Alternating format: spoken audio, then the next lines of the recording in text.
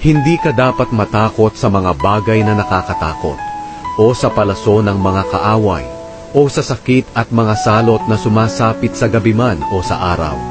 Kahit libo-libo pa ang mamatay sa paligid mo, walang mangyayari sa iyo. Makikita mo kung paano pinaparusahan ang mga taong masama. Dahil ginawa mong kanlungan ang Panginoon, ang kataas-taasang Diyos na aking tagapagtanggol.